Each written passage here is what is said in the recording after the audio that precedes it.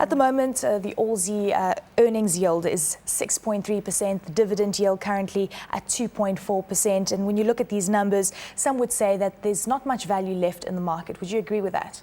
Well, that depends what your feelings are about earnings. You know, if today's earnings picture, which is 27% below the earnings that we had last year, which is now 2008 in the market, if your feeling is that earnings are going to be at these levels for very long periods of time, then today's market is exceedingly expensive relative to what you could have bought, say, for instance, in March and April this year.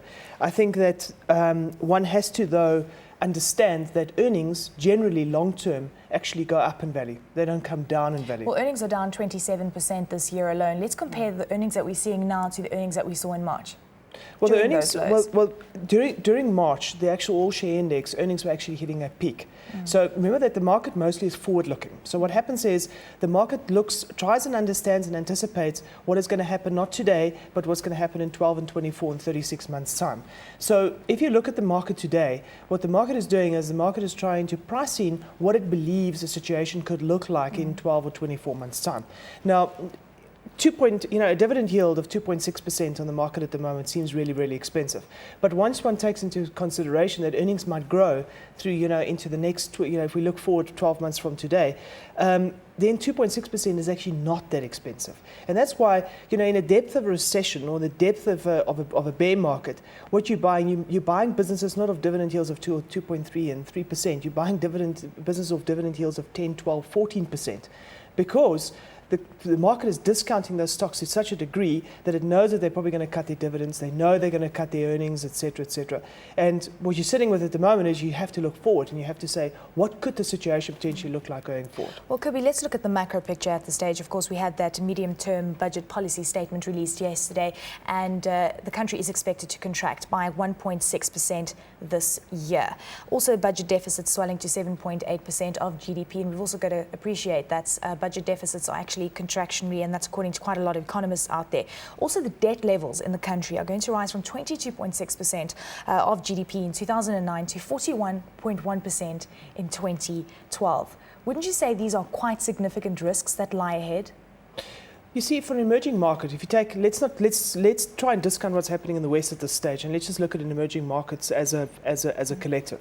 How do you grow as an emerging market? Well, you got to collect the tax revenue, number one. And that's under pressure significantly. And that's hugely under pressure. And it's going to stay under pressure probably for the next 3 years. Quite correctly. But if you're going to continue growing and you're going to continue to match or meet your obligations as far as government is concerned, because remember, government have got these very long-term projects that they're trying to roll out.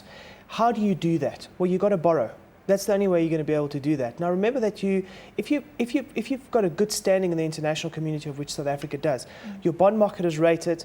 You can go out and borrow in the open market, and you're able to spend in the hope that you'll be able to finance this through more tax revenue down the line, because you're creating a bigger base in order to go and create the tax revenue. The question is around timing of this thing.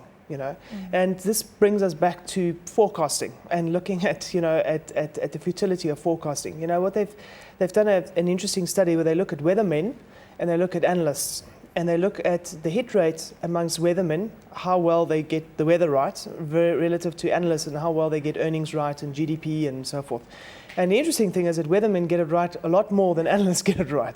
And that's why forecasting often is a futile exercise, because what they found is when it goes bad, people think it'll go even worse. And when it goes well, people think it'll go even better than what it is actually going. Revenue collections are going to be at historic levels in the next fiscal year, 2010-2011. I mean, given that revenue is going to be so low, we know that the consumer is going to probably remain under pressure.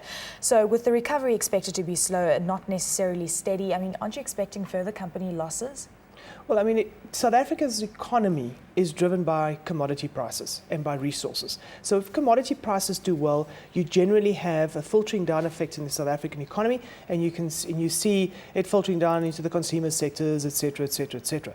Now, the one thing that you need to get turning is the commodity cycle. Now, one has to look at the fundamentals of the commodity cycle and know that a lot of those companies are still trading off fairly decent valuation matrices. And we're only seeing the start of a next commodity boom. Let's exclude gold here, because gold is a fear stock, is a fear metal, no more than anything else. apart from the jewelry if that it's a you fiat use. metal, then why is it over 1,050 around there? And it hit all-time high about last week at $1,072 an ounce, if things are looking so good. Well, it's a fear metal because most people continue to be fearful. Remember that mostly if you look at stock markets today. But Cobie, it didn't even reach these levels during the big crash last year. Well, if you look at the stock market at the moment, the stock market that you've got at the moment is all institutional buying. Private clients have not started coming into the market and starting to buy stocks. That you can see by just looking at the unit trust numbers that are coming out, and also internationally, where people are continuously putting money into the bond market and the cash markets. I'm talking private investors now. So all that you're seeing at the moment is you're seeing institutional buyers saying there'll be a better future. Now, what happens at some point when the private client decides that, or the private investor decides, look, I should open up my online share trading account and I should now be looking at buying some stock? Then you're going to start seeing the gold price dipping away from its highs that you've got at the moment, and you're going to start seeing a flurry back into stocks. Now, we haven't even seen that yet.